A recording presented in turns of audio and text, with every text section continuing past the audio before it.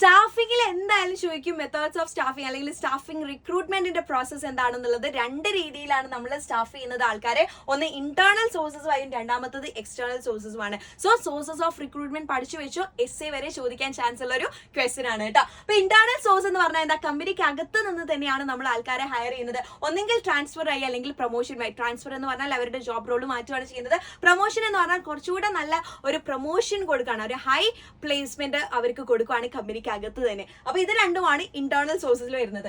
ഇനി എക്സ്റ്റേണൽ സോഴ്സസിലേക്ക് നോക്കുവാണെങ്കിൽ ഒന്നാമത്തത് നമ്മൾ പരസ്യങ്ങളിലൂടെ എന്ത് ചെയ്യുന്നുണ്ട്, ആൾക്കാരെ ഹയർ ചെയ്യാൻ നോക്കുന്നുണ്ട്. രണ്ടാമത്തത് എംപ്ലോയ്മെന്റ് എക്സ്ചേഞ്ച് അല്ലെ ഗവൺമെന്റ് എംപ്ലോയ്മെന്റ് എക്സ്ചേഞ്ച് വഴി ആൾക്കാരെ നമ്മുടെ കമ്പനിയിലേക്ക് ക്ഷണിക്കുന്നു.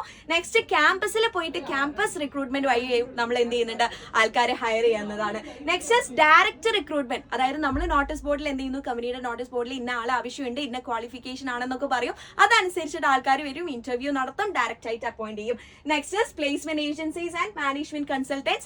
പ്ലേസ്മെന്റ് ഏജൻസീസ് വഴി നമ്മൾ എന്ത് ചെയ്യുന്നുണ്ട്, ഈ ആൾക്കാരെ നമുക്ക് ആവശ്യമുള്ള ക്വാളിഫിക്കേഷൻ ഉള്ള ആൾക്കാരെ നമ്മൾ പിക്കപ്പ് ചെയ്യാറുണ്ട്. നെക്സ്റ്റ് ലാബ് കോൺട്രാക്ടേഴ്സ്, അൺസ്കിൽഡ് വർക്കേഴ്സിനെ നമുക്ക് ആവശ്യമായപ്പോൾ ലാബ് കോൺട്രാക്ടേഴ്സ് വഴിയാണ് നമ്മൾ എന്ത് ചെയ്യുന്നത്, റിക്രൂട്ട് ചെയ്യുന്നത്. അപ്പൊ ഈ ഒരു ടോപ്പിക് പഠിച്ചു വെച്ചോ, 5 മാർക്ക് 8 മാർക്ക് ഈസി ആയിട്ട് നിങ്ങൾക്ക് ഉറപ്പിക്കാം.